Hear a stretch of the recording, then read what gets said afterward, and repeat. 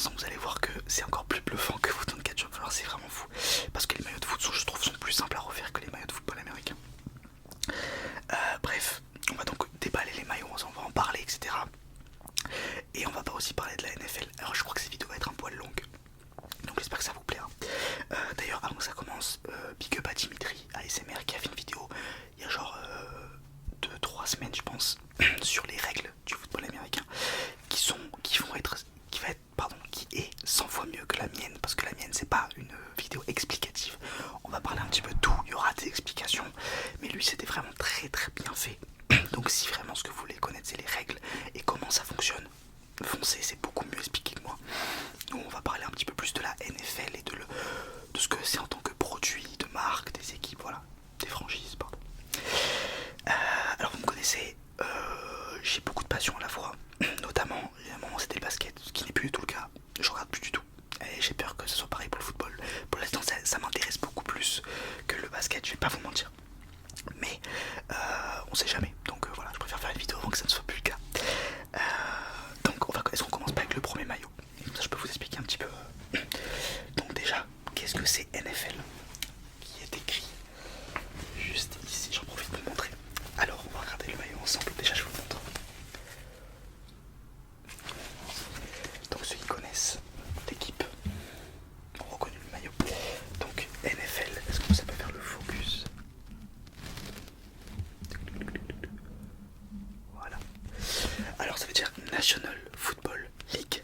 On va en parler après du nom, etc. Vous inquiétez pas.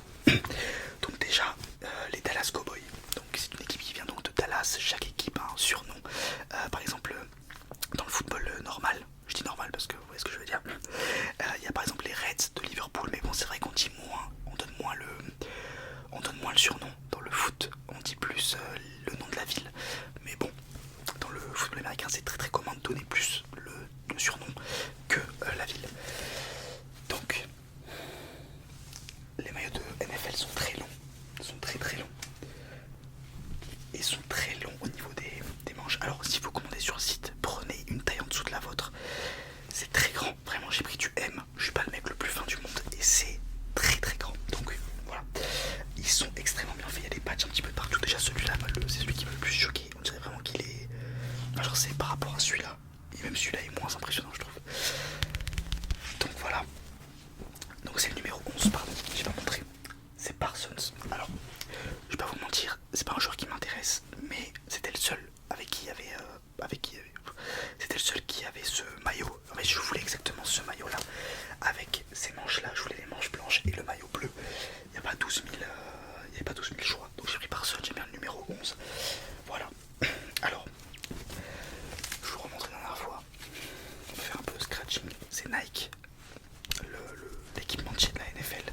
C'est comme en NBA. Il y a un seul équipementier. Bon, du coup, c'est le même en plus en NBA. C'est Nike. Il y avait un moment où c'était Adidas en NBA. Il y avait un moment où c'était Reebok, je crois, en NFL. Bref. Voilà à quoi ça ressemble. Donc, parlons un petit peu des Dallas Cowboys. Est-ce que. Voilà. Alors, les Dallas Cowboys, c'est une équipe qui a été créée assez tard. Alors, en fait, la NFL, vous savez quoi, on va d'abord parler de la NFL et après des Dallas Cowboys parce que j'ai peur de vous. Voilà.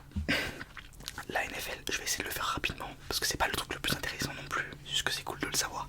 Ça a été créé à peu près en 1920. Il y a plein de récits différents, comme quoi c'est les gens de l'armée, les soldats de l'armée qui ont créé le jeu parce qu'ils s'ennuyaient. Là par exemple j'ai écrit que c'est dans un showroom de voitures à Canton, dans l'Ohio. 11 équipes se réunissent pour créer l'AFPA. Bref, on s'en fout. Ce qui est important c'est que ça a commencé à 100 ans, quasiment tout pile, un peu plus de 100 ans.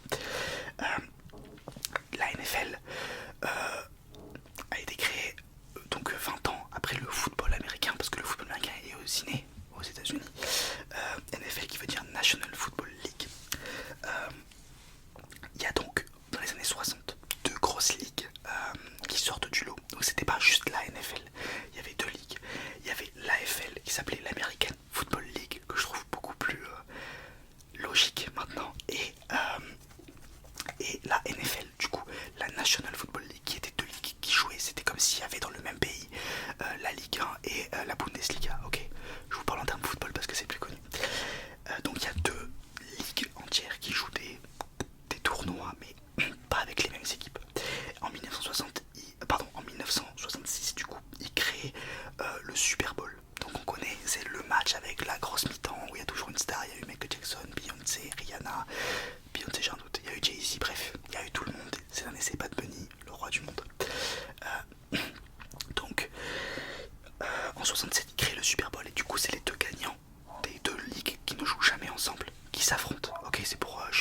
vraiment une réelle...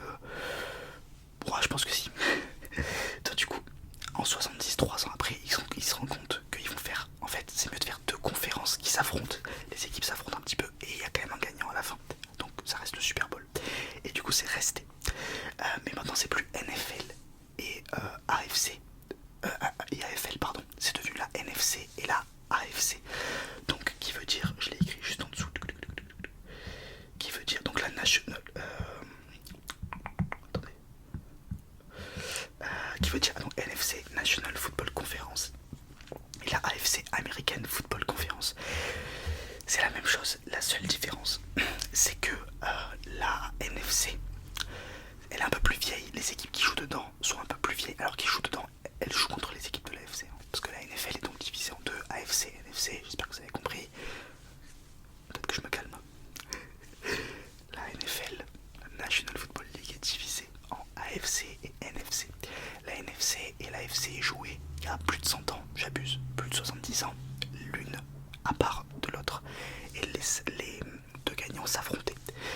Maintenant, ils ont fait une fusion, et donc les équipes jouent l'une contre les autres, même si elles ne sont pas dans la même conférence. C'est devenu donc la NFL, qui englobe toutes les équipes de football américain du pays. Ok, il y a aussi, bref, gardez cette phrase. Donc les équipes de NFC, donc ça n'a rien de géographique, hein, d'ailleurs, c'est pas genre comme en NBA où il y a la conférence Est et la conférence Ouest. Là, ça n'a rien à voir. Il y a pour autant quand même une petite sous-division que je vais vous expliquer. Donc le NFC comporte des équipes un peu plus vieilles, donc les Dallas notamment, les Green Bay Packers, les Chicago Bears, bref. Et la AFC, c'était les équipes un peu plus rivales, donc les Kansas City Chiefs, Miami Dolphins, les New England Patriots, bref, voilà. Et donc c'est toujours pareil, c'est le même schéma. Je vais pas vous expliquer comment ça marche, les playoffs, etc. C'est pas intéressant. Tout ce que vous devez savoir, c'est que c'est divisé en deux, et que dans ces deux, il y a 4 divisions. Et donc c'est donc la NFC et la AFC, et donc il y a la NFC Est, NFC Ouest, NFC Sud, NFC Nord, et la AFC, AFC Sud, Est, Ouest, Nord. Ok, voilà. Il y a 16 équipes par j'arrive plus à le dire, conférence, et il y a donc 32 équipes en tout. Voilà, la gagnante de chaque division, conférence, joue donc conférence, division, conférence, division. Il y a 2 conférences, 4 divisions par conférence, donc 8 divisions. Ok, donc il y a les gagnants de division, les gagnants de conférence et les gagnants de la NFL. Voilà, j'espère que je peux pas faire plus clair. Décidément. Est-ce qu'on s'ouvre le deuxième maillot et après on discute? Alors le premier maillot, il n'y avait pas la petite étiquette parce que j'étais trop impatient de le porter. Mais du coup celui-ci je l'ai laissé parce que je l'ai pas porté. C'est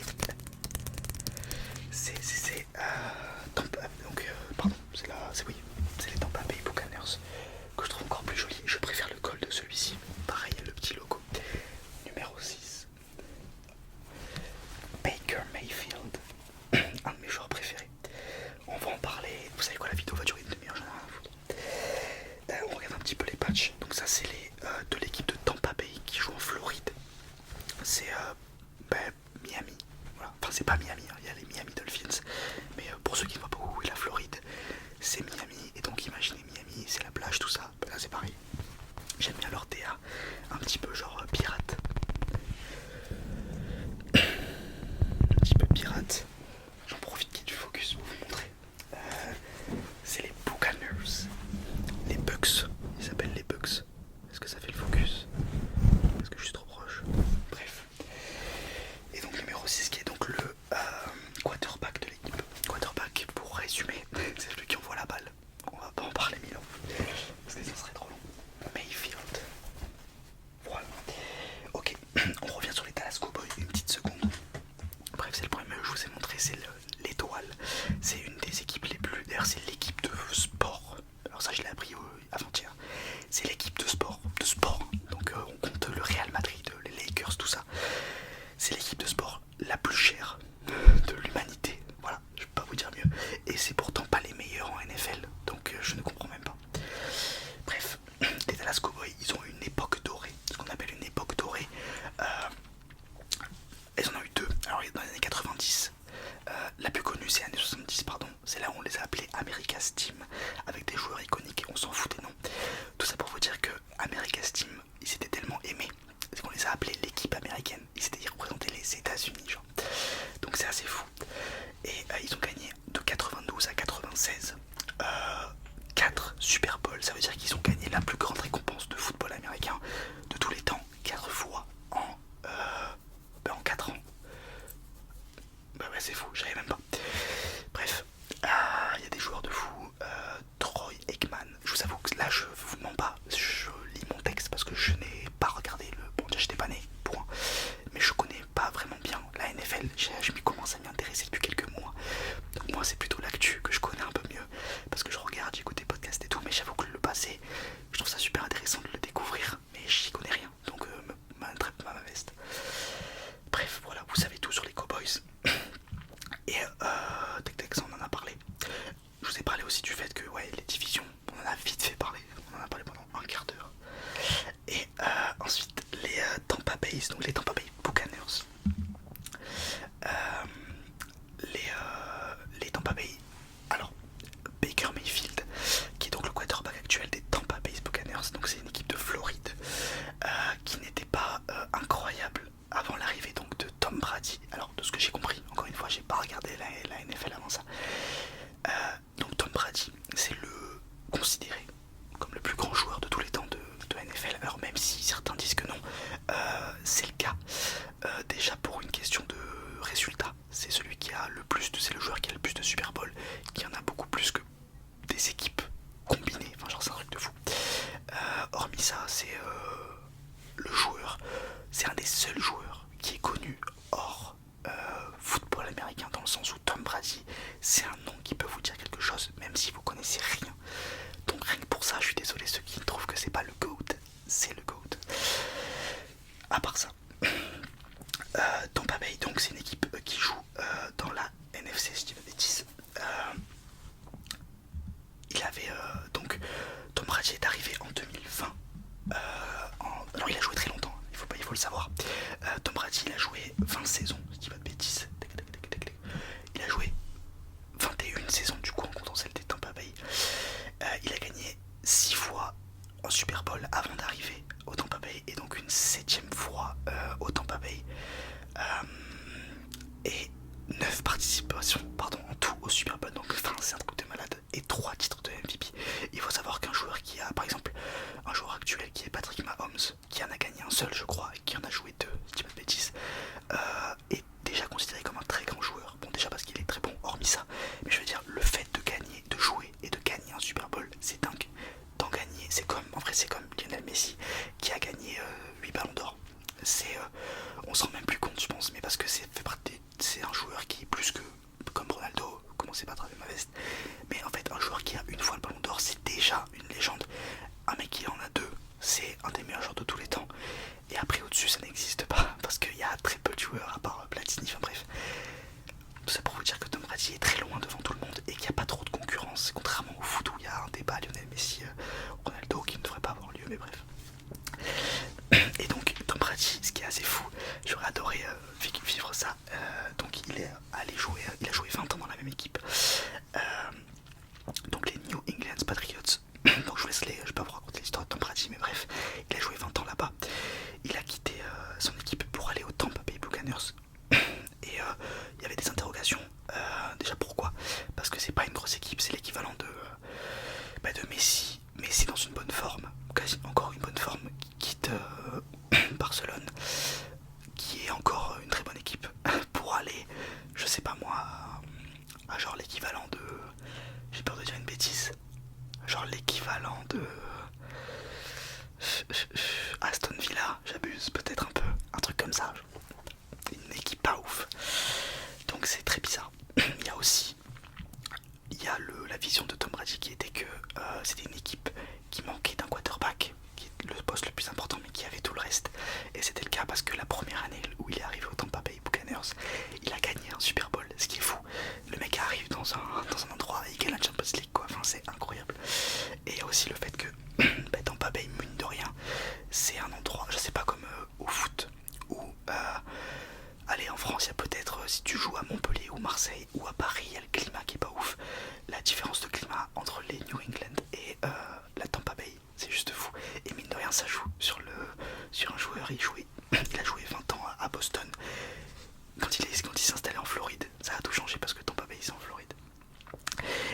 aussi le fait de vouloir prouver qu'il peut gagner sans son coach et sans il peut gagner en allant dans une nouvelle équipe, et il l'a fait la première année, donc c'est juste fou. Mais du coup il a joué 2 ans je crois au Tampa Bay.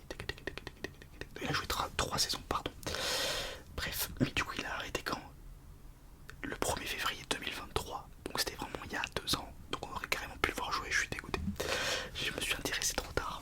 Bref, Baker Mayfield, pour en revenir à lui, je vais vous raconter rapide, pour vous résumer, c'est comme au basket, je pense que vous connaissez un petit peu le numéro 1 de la draft, qui est l'équivalent de Wembanyama par exemple, qui est genre, c'est fou d'être le numéro 1 de la draft, ça veut dire que c'était le meilleur jeune, et donc qui va dans une pas très bonne équipe. C'est ce qui arrive à Baker Mayfield, qui a gagné le Heisman Trophy, qui est le meilleur joueur universitaire. Là-bas, le football américain en université, c'est un autre niveau. Enfin, le sport en université déjà, mais bref, il y a vraiment, c'est regardable à la télé et tout, c'est une dinguerie. Les joueurs sont connus avant d'arriver en NFL, bref. Et donc, il devient le meilleur joueur universitaire, ce qui est quand même déjà, tu es déjà très connu quand ça arrive. Et c'est en 2017, et il était connu pour être un peu fou, un peu provocateur. Moi c'est pour ça que je l'adore. Il y a des vidéos de lui qui tombent. Bref, allez vous renseigner sur Baker Mayfield. J'adore les sportifs, les stars, tout ça qui ont, genre Dennis Rodman par exemple au basket. Qui d'autre? Neymar au foot. Les mecs qui sortent un petit peu, voilà, qui sont un peu fous. Et encore Neymar, il est très calme. Bref, j'aime bien Baker Mayfield. Et bref, il gagne donc le meilleur joueur universitaire, etc. Il rentre en NFL, premier pick de la draft, et il rentre chez les Cleveland Browns, qui sont pas une bonne équipe. Maintenant ils le sont un peu plus, mais avant ça n'allait pas. Et il atterrit, bref, il change d'équipe, ça marche pas, il a une mauvaise truc, il se fait licencier carrément, bref, ça va pas du tout. Et il revient avec les Los Angeles Rams, je dis pas de bêtises. Les Rams, voilà, c'est ça. Il y a 2 équipes à Los Angeles, il y a les Rams et les Chargers. Il retourne avec les Rams en fin 2022, et il fait une bonne saison. Et donc ensuite il signe à Tampa Bay pour succéder à la légende de Tom Brady. Donc je trouve ça super intéressant. J'aime beaucoup son histoire, et c'est pour ça que j'ai pris son maillot. Je sais pas trop quoi vous dire de plus sur la NFL, à part à peu près 1 million de choses. Mais du coup la vidéo, c'est comme si je vous fais une vidéo sur le foot. Il y a par où commencer, par où finir. Si ça vous intéresse, ça sera avec plaisir que je vous ferai d'autres vidéos avec des sujets un peu plus précis. Là je me suis beaucoup éparpillé, mais c'était fait exprès. Je voulais juste vous parler d'un petit peu de ce que j'aime en ce moment. Il y a plein de choses